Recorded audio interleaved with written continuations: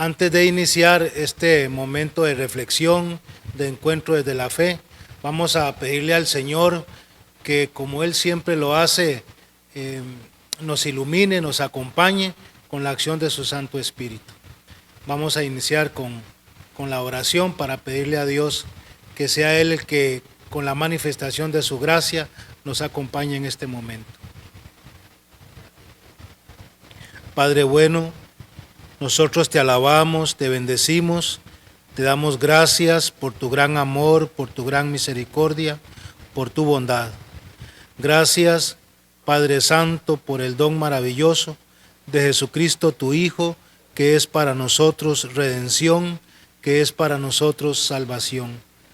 Gracias, Padre bueno, por el don de tu Santo Espíritu, que actuando en nosotros nos hace reconocerte a ti como nuestro Padre bueno y a Jesucristo como nuestro Señor, nuestro Salvador, nuestro Redentor. Te damos gracias porque nos da la oportunidad de encontrarnos contigo, con tu palabra, con tu amor, con tu benevolencia. Gracias, Padre bueno, por tanta gracia, por tanto amor, por tanta misericordia. Asístenos en este momento con tu Santo Espíritu para que podamos entender cuál es tu voluntad en nuestra vida. Para ti sea la gloria, Padre Santo. Gloria al Padre, al Hijo y al Espíritu Santo, como era en el principio, ahora y siempre, por los siglos de los siglos. Amén. Hermanos y hermanas, en este momento de escuelita de formación abierta, vamos a reflexionar un tema que me parece a mí no solamente atrayente, sino un tema hermoso, un tema maravilloso, que toca, por decirlo así, lo fundamental de nuestra experiencia en la fe, de nuestra experiencia de encuentro personal con Jesucristo, de nuestra experiencia de esa vivencia gratificante del amor de Dios en nuestra vida. Vamos a reflexionar hoy sobre la espiritualidad cristiana, sobre la espiritualidad cristiana. Digo que es un tema atrayente, digo que es un tema muy gustoso, porque casi siempre cuando se nos pregunta o preguntamos si quieres ser una persona espiritual, la mayoría de las personas contestan que sí, que quieren ser profundamente espirituales, que quieren ser personas que tienen la experiencia de Jesús en sus vidas. Por eso, hermanos y hermanas, vamos a tratar hoy este tema maravilloso, el tema de la espiritualidad cristiana. Quiero decirte que todos somos espirituales, todos. Somos digamos así, creados por una moción maravillosamente espiritual. Hay distintos términos o hay distintas, ¿cómo decirte? Sí, distintas nomenclaturas con respecto a esto. ¿A qué nos referimos cuando hablamos de espiritualidad? O de que todos somos espirituales, o de que todos hemos sido creados de manera espiritual. Hago referencia a una realidad interior que todos poseemos, una realidad que nos supera y nos trasciende. Escucha bien esto, una realidad que nos supera y nos trasciende. Cuando digo que es una realidad que nos supera y nos trasciende, digo que es algo que va más allá de nuestra propia naturaleza física, corporal, natural. Sí, va más allá, es algo que tenemos internamente. Qué sé yo, los griegos le llamaban neuma, los hebreos le llamaban el nefesh, los arameos le llamaban el ruach, los latinos le llamaban espíritus, nosotros en español le decimos el alma. Es esa realidad interna, digo, es esa realidad que está dentro de nosotros que nos supera y que nos trasciende, que es la realidad del Espíritu, que es la realidad del Espíritu. El Nefesh, el Neuma, el Ruach, el Espíritus, el alma, es esa realidad interna dentro de nosotros, que hay pensadores como por ejemplo Max Scheler le llaman el espíritu creacional. Es ese espíritu que Dios sopla, ¿verdad?, en la creación. Es ese espíritu del que habla el Génesis, el espíritu del Dios que sopla en la creación y que infunde por ese soplo el alma, infunde por ese soplo esa realidad interna, inmanente, bellísima, que es hálito de vida. ¿Qué quiero decirte con esto? Dios crea, sopla, eso significa neuma, viento, sopla, y entonces infunde su espíritu en el interior de aquel ser humano que es criado desde su gratuidad y desde su liberalidad. Entonces estamos hablando de una realidad interna, estamos hablando de una realidad bellísimamente interior, que es dada al ser humano, que es dada a la persona y que va más allá incluso de sus posibilidades naturales. Por eso he dicho que es una realidad que le supera y le trasciende. Y esta realidad que le supera y le trasciende, que se llama el Espíritu, es una realidad que ha sido descubierta en muchas culturas. Por eso te he nombrado algunas nomenclaturas que aparecen en estas culturas que tratan de atrapar conceptualmente esta realidad interna. Es el Nefesh, es el Neuma, es Espíritus, es el Ruach, es el alma. El alma, es decir, ese aliento de vida, ese aliento de vida. Por lo tanto, afirmamos desde ya que la vida no se la dio el ser humano a sí mismo. La vida no se la dio el ser humano a sí mismo. La vida le viene de afuera y es infusa en el ser humano por esta acción creacional de Dios, haciéndole un ser espiritual. No solamente, te repito, somos seres corporales, somos seres espirituales. O vamos a decirlo como lo decía el Papa Juan Pablo II en su teología del cuerpo. Decía el Papa Juan Pablo II, somos cuerpos espirituales o somos espíritus corporales. Captando ya esta realidad maravillosa en la persona, en el ser humano, habiendo apreciado esta maravilla puesta en el ser humano por parte de Dios, que es su mismo aliento, que es ese hálito de vida en el interior de la persona, es cuando podemos hablar de espiritualidad. Es decir, espiritualidad es una vida según ese hálito puesto por Dios.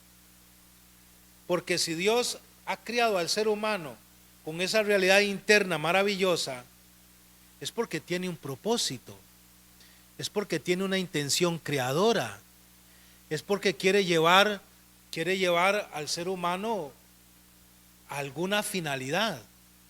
Pero antes de llegar ahí, vamos a analizar otros aspectos, a mi parecer, que son aspectos importantes. Hemos dicho, la persona es un ser espiritual. Hemos dicho, la persona como ser espiritual es la persona, criatura, que se le ha puesto en el interior, dentro de sí, se le ha puesto ese hálito de vida como una acción creacional por parte de Dios. Por lo tanto, al tener esto, la persona, el ser humano, al tener esto, le llamamos ser espiritual. Ser espiritual. Porque hemos visto que de ahí vienen estas nomenclaturas: espíritus, alma, neuma, nefesh, ruach, ese hálito de vida. Ahora, cuando hablamos de espiritualidad cristiana, es lo mismo que decir ética, es lo mismo que decir moral, es lo mismo que decir razón, como ese dinamismo de conceptualización, es lo mismo que decir conciencia, como esa capacidad que tiene el ser humano de introspección, es lo mismo que decir relación, como esa participación transparente en el encuentro con los demás. Vamos a ver. La ética, hermanos y hermanas, la ética, ¿cómo decirte? La ética es la normativa. La ética son las normas. ¿Por qué? Porque el ser humano, vamos a decir que por sus limitaciones, el ser humano por sus mutuas relaciones, vamos a decir que el ser humano necesita ser normado. Necesita ser normado. Ser normado en su comportamiento. Ser normado en sus experiencias inmediatas. Repito, por el simple hecho de que el ser humano es un ser limitado. Por el simple hecho de que el ser humano es un ser social. Por el simple hecho de que el ser humano es un ser relacional. Entonces necesita ser normado en su comportamiento. Esto se llama ética. La espiritualidad implica el comportamiento, sí, pero no es solamente comportamiento, ni es solamente la norma que rige el comportamiento. Ética es la norma, la moral es la forma de comportarse. Digo, la ética es la norma, la moral es la forma de comportarse. Entonces tenemos estas dos realidades. Tenemos la ética, son las normas que se establecen, que rigen el comportamiento. La moral es el cómo yo me comporto de cara a esa norma. Por ejemplo, usted va a un balneario y en ese balneario hay un rótulo grande que dice: se prohíben escenas amorosas. Esa es la ética. El cómo usted se comporte en el balneario, eso es moral. ¿Implica la espiritualidad una ética y una moral? Sí, claro, claro que sí. Pero no es solamente eso. Te estoy diciendo, implica la espiritualidad una ética y una moral, sí, pero no es solamente eso. Implica la razón. Hay un escritor que se llama Antonio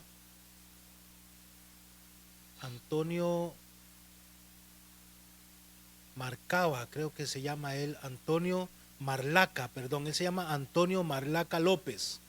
Este escritor escribe un libro que se llama Introducción a la Ética. Y en este libro, Marlacas explica el aspecto de la razón. Dice este escritor: somos seres, oye bien, somos seres racionales, profundamente racionales. Es decir, ¿qué significa esto? Que tenemos una estructura lógica racional. Significa eso, que tenemos una estructura lógica racional procesual. Y dice este escritor, cuando la razón llega a su máxima expresión, se convierte en conciencia. Se convierte en conciencia. Cuando se convierte en conciencia, emite un juicio. Y el juicio sería la luz que ilumina el comportamiento. ¿Ves qué interesante? ¿Ves qué interesante? ¿Cómo tenemos una estructura lógica, racional, procesual? Una estructura lógica, racional, procesual, que cuando llega a su máxima expresión, digamos así, en la conceptualización, se convierte en conciencia. Y al convertirse en conciencia, emite un juicio. ¿Qué juicio emite? El juicio con respecto al comportamiento. Haga esto. Y con respecto al comportamiento, le ilumina lo que es bueno y lo que es malo. ¿Ves qué interesante? Lo que es bueno y lo que es malo. Entonces, esa espiritualidad ética, sí, pero no solo ética. Esa espiritualidad moral, sí, pero no solo moral. Es espiritualidad, la capacidad de raciocinio, estructura lógica, sí, pero no solamente eso. Es la espiritualidad, la fineza de la razón conceptual, convirtiéndose en conciencia, sí, pero no solamente eso. Entonces, ¿qué es espiritualidad? La espiritualidad es la relación, la espiritualidad es la relación desde todos esos aspectos. ¿Ves? La espiritualidad es la relación, por eso te pongo ahí también relación, es la relación desde todos esos aspectos. Como ser espiritual, es decir, como aquella criatura que se me ha dado ese hálito de vida, ¿verdad?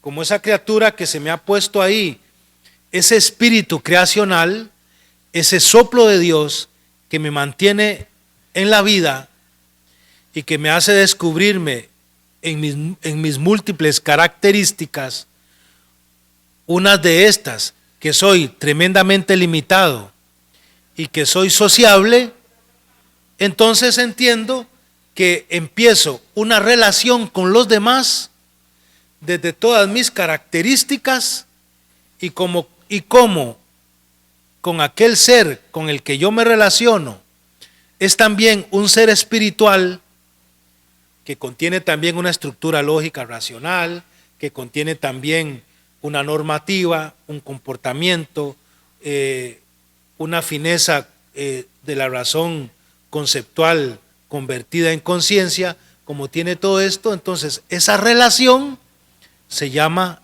espiritualidad.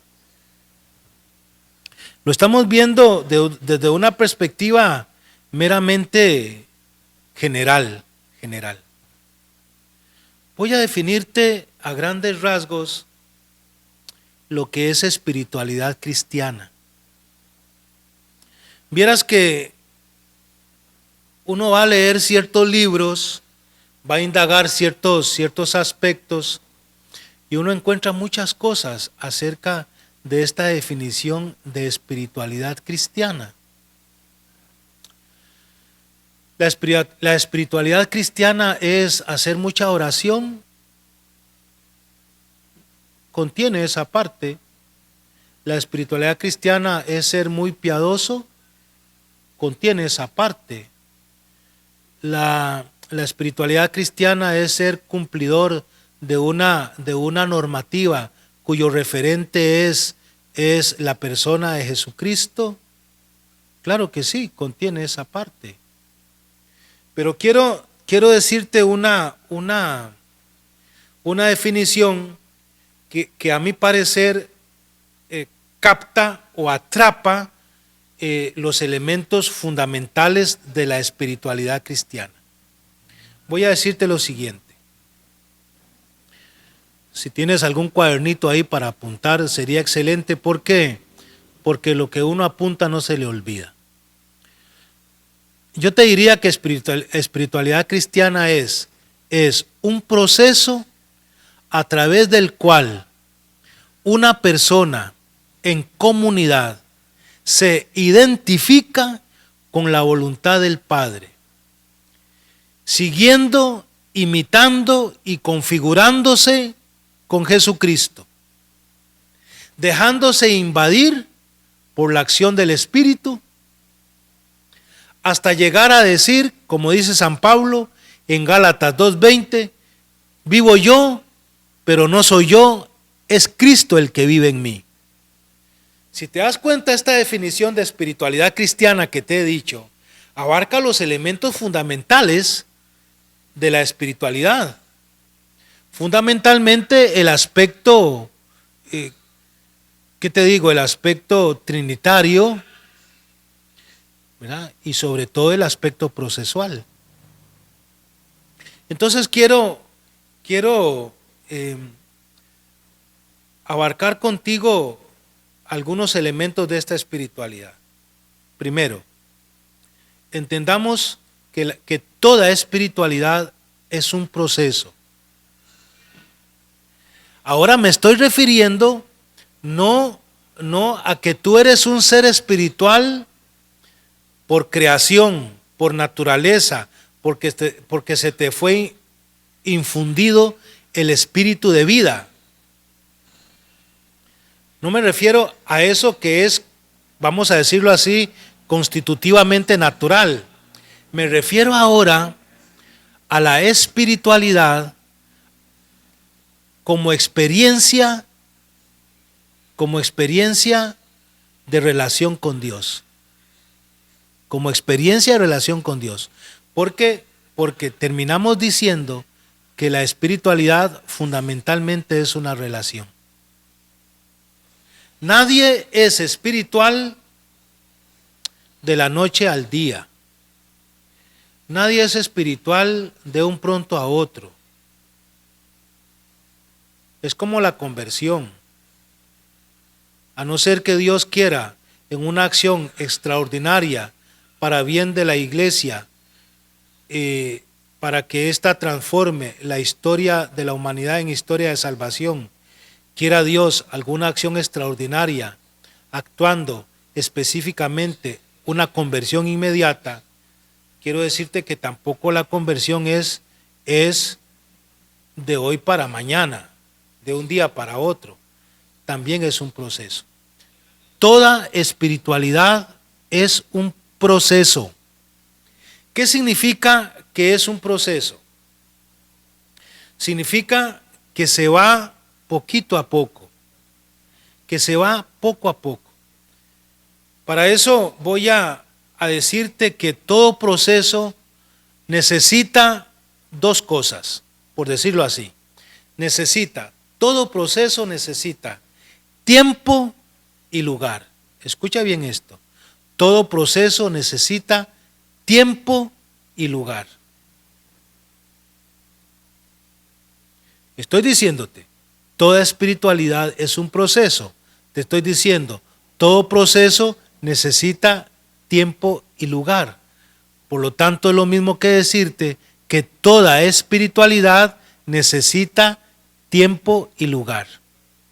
Estamos ya entrando en uno de los elementos importantísimos de la comprensión de la concepción de espiritualidad, que te la he definido como un proceso a través del cual una persona en comunidad se identifica con la voluntad del Padre, siguiendo, imitando y configurándose con Cristo, dejándose invadir por el Espíritu, hasta llegar a decir, como San Pablo dice en Gálatas 2:20, vivo yo, pero no soy yo, es Cristo el que vive en mí. Empecé esta definición diciéndote que es un proceso,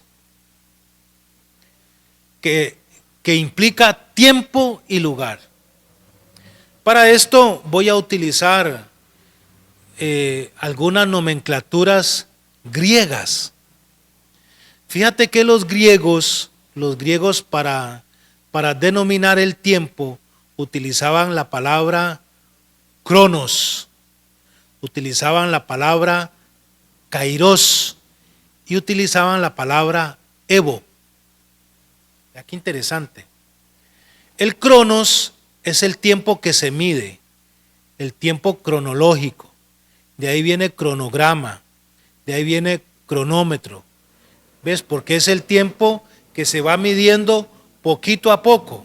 Es el tiempo que va por etapas, ¿verdad? De ahí sale cronograma.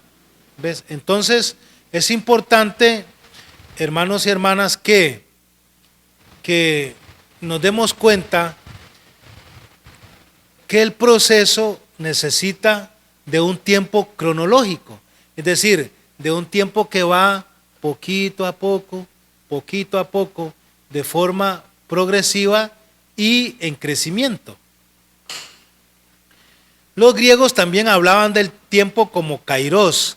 ¿Qué es el kairos? El kairos es el tiempo psicológico. ¿Qué es el tiempo psicológico? Es el tiempo que impacta, el tiempo que te impacta, que no se mide por el cronómetro, no. Por ejemplo, cuando tú estás haciendo algo que te gusta mucho, puedes estar 4 horas y ni cuenta te das y dices, ¿en qué momento pasó esto? Si parece que acabo de empezar.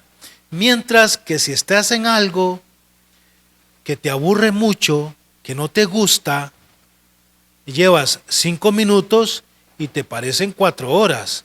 Y tú dices, ¿cuándo va a terminar esto? Que apenas llevo 5 minutos. ¿Ves? Es el tiempo psicológico. A esto los griegos lo llamaban el kairos. Y el evo, que es un tiempo un poquito más complicado, es el tiempo, es el tiempo en que los griegos utilizaban para llamarle el tiempo de los espíritus, que no se mide por el movimiento. Pero bueno, eso lo esclarecemos en otra ocasión. Es importante entender que los griegos utilizaban para llamar al tiempo cronos, kairos y evo. Entonces, la espiritualidad es un proceso que va poquito a poco y en crecimiento. Nadie llega a ser espiritual en la relación con Dios de la noche al día. Nadie llega a ser santo de hoy a mañana. Es un proceso. Y es un proceso que necesita un tiempo cronológico. Es decir, necesito un día, 2 días, una semana, 2 semanas, un mes, 2 meses, un año, 2 años, etcétera, para ir creciendo en esa posesión plena del Espíritu de Cristo en la relación con Dios. Por lo tanto, necesito tiempo y tiempo cronológico. Necesito también el tiempo del kairos, es decir, el tiempo que me impacte, porque no solamente necesito que me den tiempo para ir relacionándome con Dios e irlo descubriendo a Él, e ir poco a poco relacionándome con Él, e ir creciendo al paso del tiempo, sino que necesito que esa relación con Dios me impacte, me afecte, me implique, me conmueva la vida.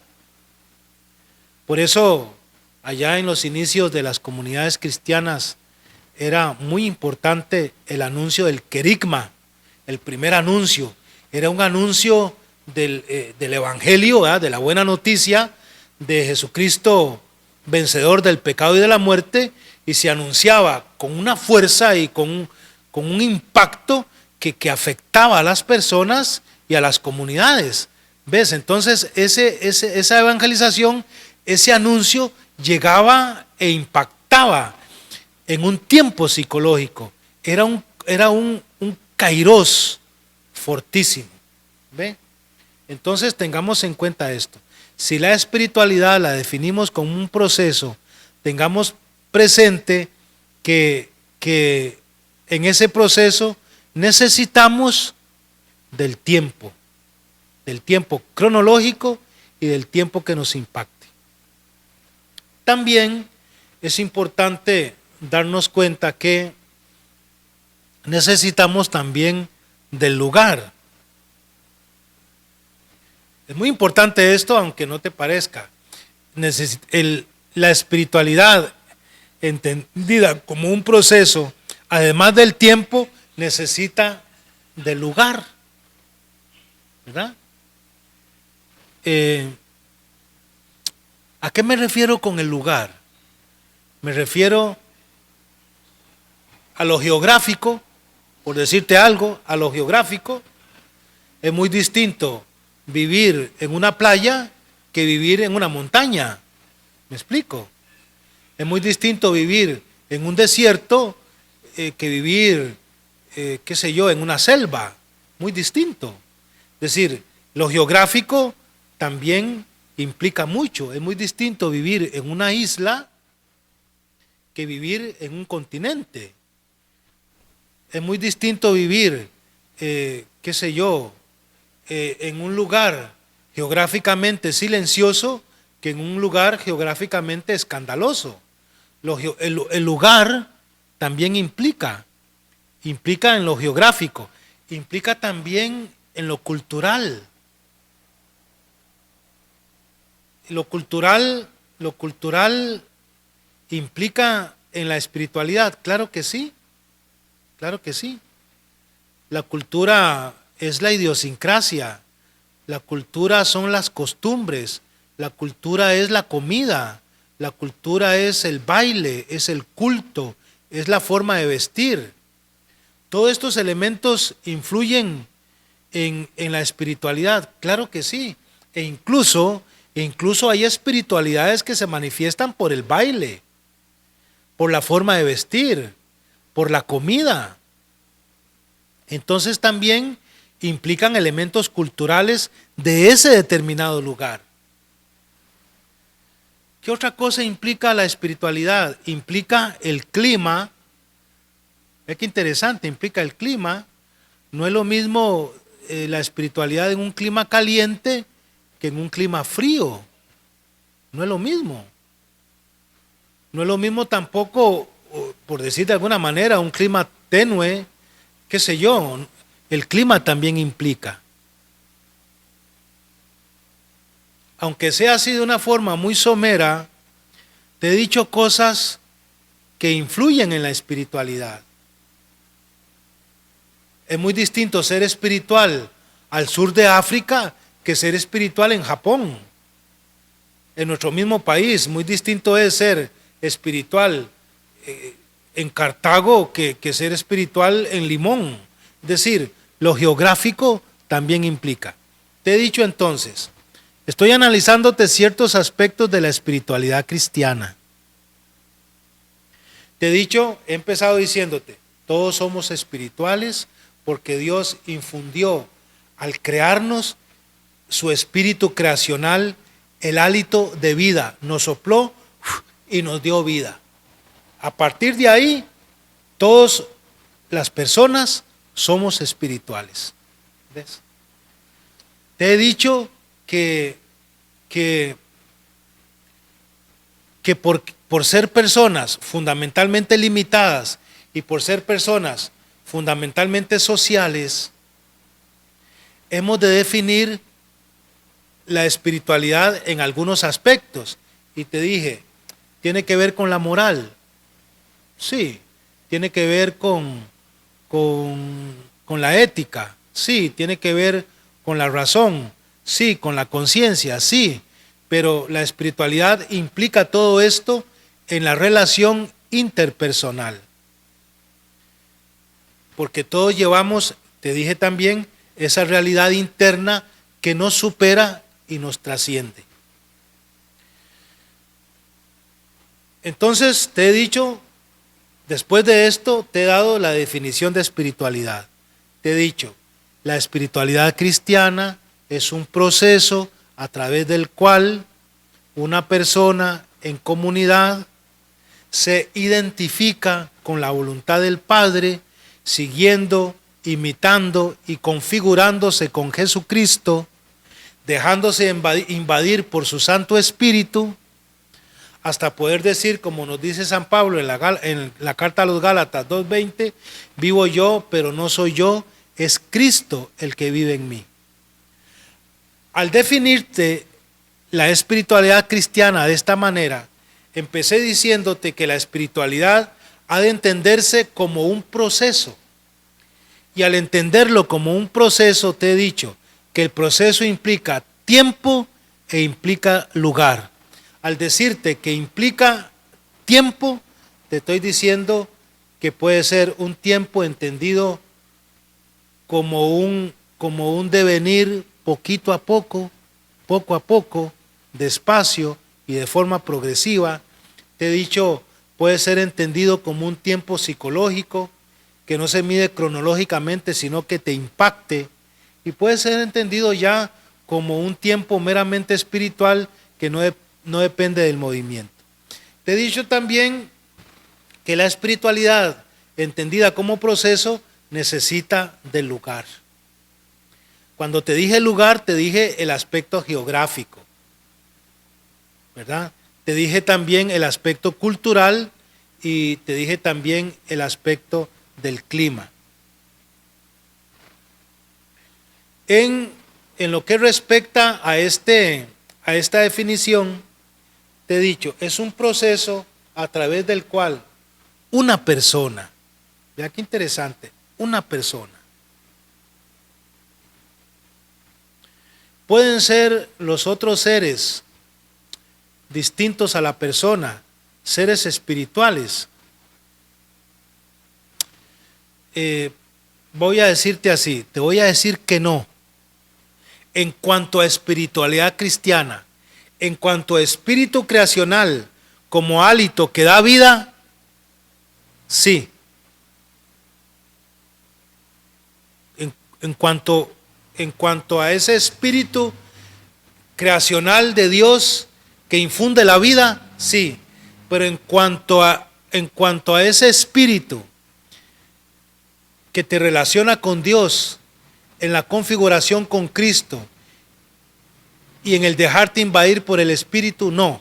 Eso solamente se da en las personas. Te he dicho, es un proceso a través del cual una persona. ¿Qué te estoy diciendo al decirte una persona? Me recuerda ahora del Salmo 8. El Salmo 8 nos dice, ¿qué es el hombre para que te acuerdes de él? El ser humano para darle poder. Lo hiciste poco inferior a los ángeles, lo coronaste de gloria y dignidad. Vea qué belleza de Salmo. Salmo 8. ¿Qué es el hombre para que te acuerdes de él? El ser humano para darle poder. Lo hiciste poco inferior a los ángeles, lo coronaste de gloria y dignidad. Hermano y hermana, eso es usted y eso soy yo, lo que dice el Salmo 8. Eso es usted y eso soy yo. Es decir, cuando Dios te creó persona. Y no solamente te infundió el espíritu creacional. No. Te hizo con una realidad tal que te dio todas las constituyentes adecuadas para esa relación maravillosa con Él. Vamos a verlas. ¿Qué es una persona? Yo quiero aquí valerme de algunos pensadores, como por ejemplo Martin Buber. Martin Buber es un personalista, así se les llama, personalistas, los pensadores que reflexionan acerca de la persona. Está otro gran pensador del personalismo comunitario que se llama Emmanuel Mounier. Emmanuel Mounier. Hay otros como por ejemplo Max Scheler, que escribe un libro maravilloso que se llama El alma del mundo. estos pensadores, ¿cómo te digo? Tratando de hacer una síntesis, por decirlo así, de estos grandes pensadores, yo te diría que la persona es aquel ser que tiene capacidades, tiene dimensiones y tiene atributos. ¿Cuáles capacidades?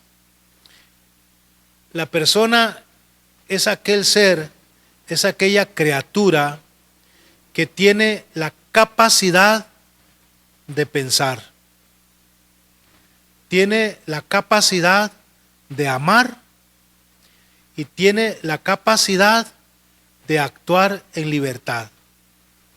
Oye bien, 3 capacidades fundamentales que le constituyen a ese ser para ser definido como persona: capacidad de pensar, capacidad de amar y capacidad de actuar en libertad.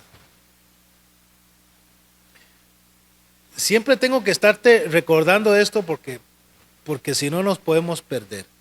Te he dicho, espiritualidad es un proceso a través del cual una persona, ya definimos lo que es proceso, estamos definiendo lo que es persona.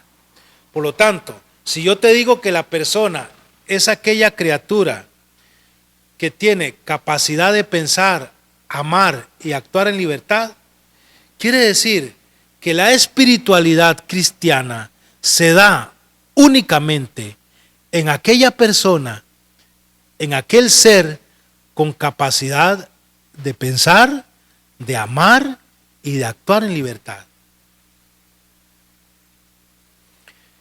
¿Qué es la capacidad de pensar? ¿Qué es la capacidad de pensar?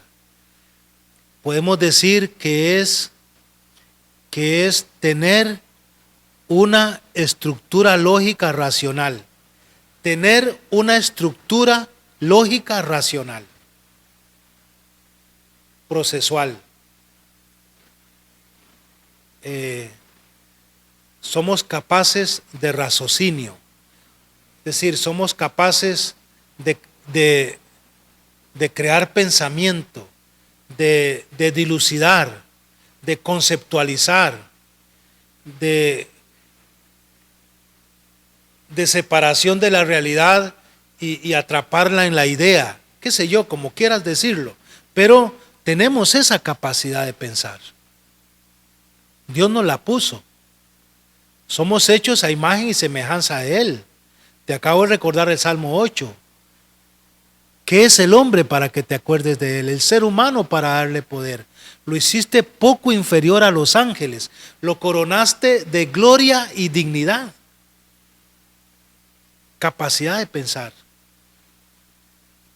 Se necesita capacidad de pensar para ser espiritual en la relación inmediata con Dios.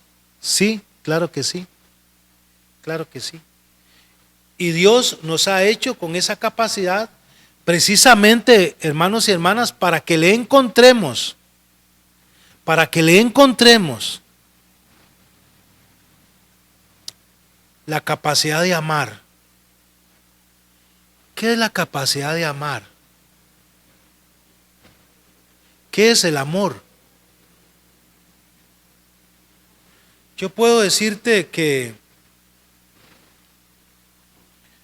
la mejor definición de amor que yo he leído la encontré en un libro de Aristóteles, más de 400 años antes de Cristo, en un libro que él escribe que se llama Rétor. Y dice Aristóteles: el amor es la dedicación constante y desinteresada por lograr el bien de los demás. Vea qué definición más preciosa. Dedicación constante y desinteresada por lograr el bien en los demás. Claro, esto que lo decimos conceptualmente, después se nos amplió muchísimo en experiencia con Cristo, cuando mirándolo en la cruz, de una vez por todas, entendimos qué es el amor. Si se le puede decir que lo entendimos. ¿verdad? ¿Qué es el amor? La persona es aquel ser creado por Dios que tiene precisamente la capacidad de amar.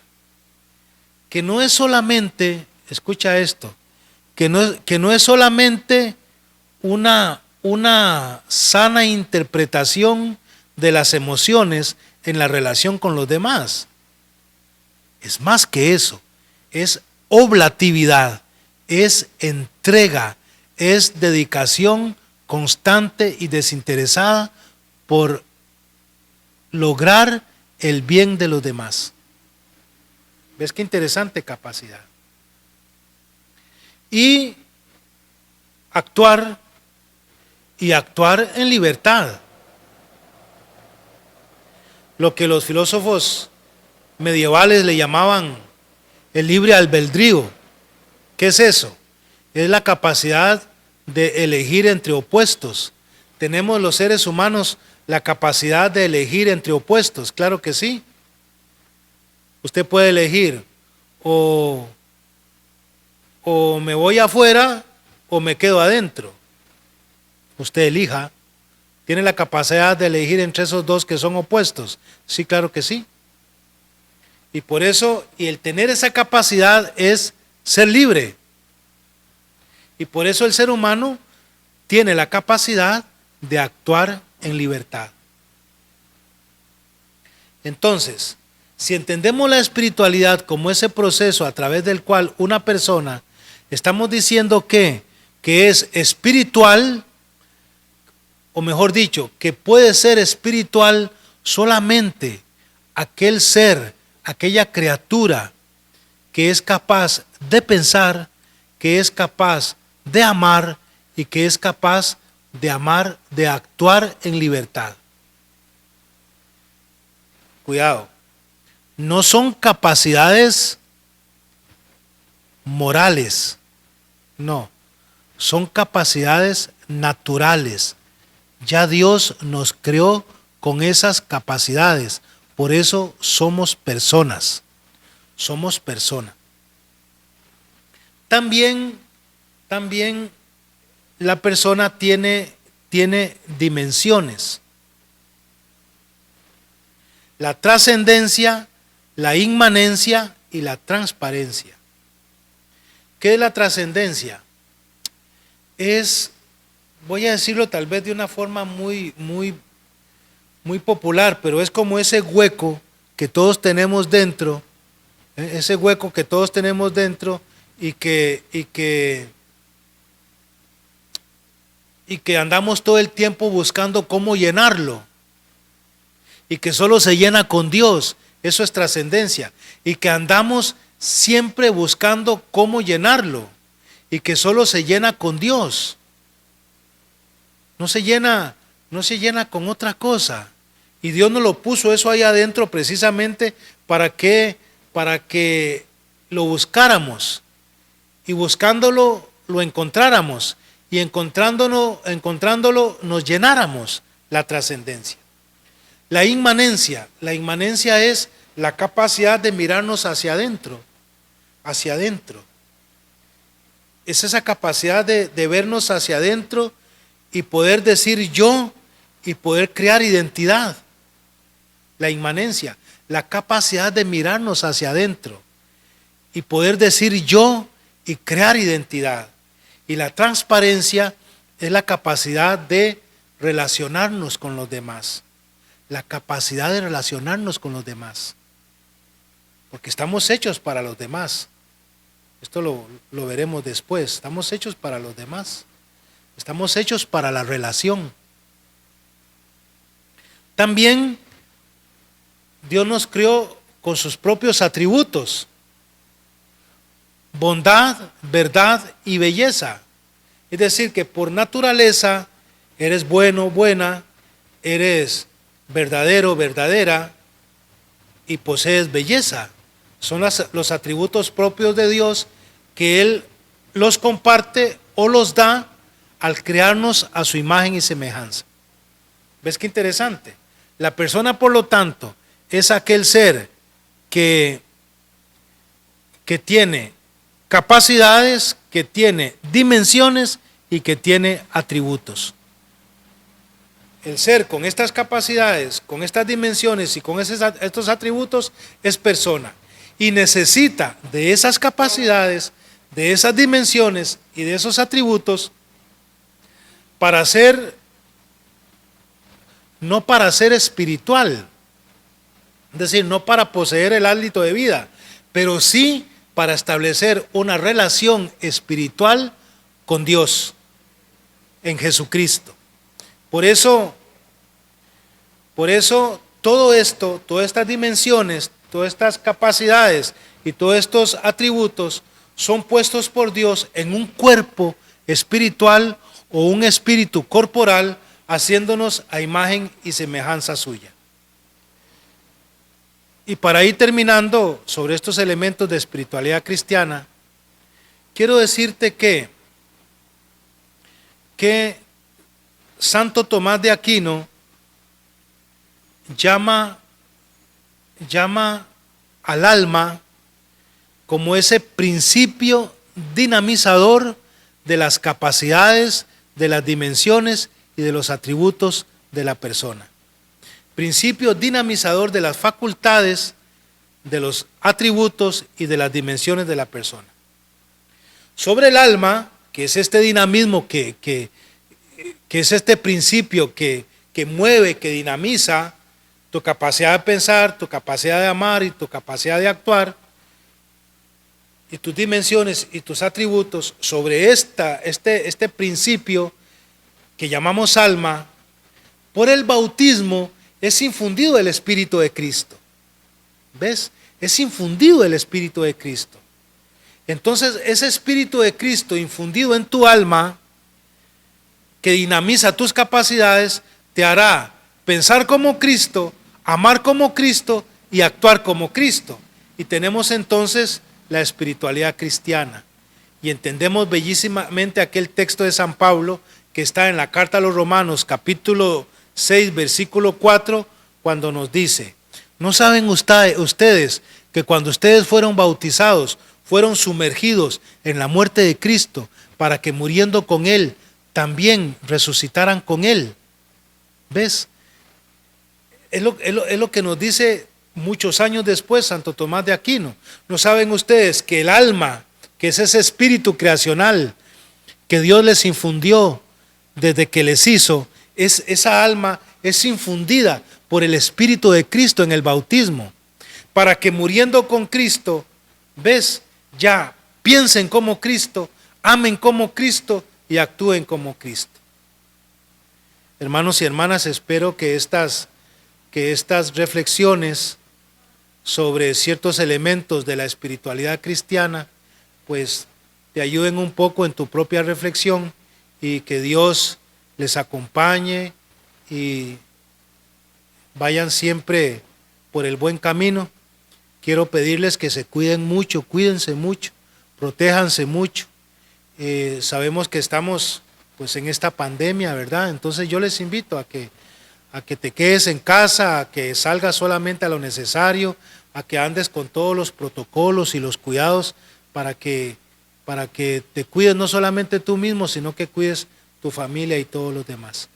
Para terminar este momento de encuentro desde la reflexión de nuestra fe, yo te pido que ahí donde estás inclines tu cabecita para que recibas la bendición de Dios. Dios Padre misericordioso, que has reconciliado el mundo contigo mediante la pasión, la muerte en la cruz y la resurrección de Jesucristo tu Hijo, y has enviado el Espíritu Santo para toda bendición, yo te pido, Padre bueno, que bendigas a todas estas personas que ven este programa, que participan en esta formación. Bendícelos de una forma especial en el nombre del Padre, del Hijo y del Espíritu Santo. Amén.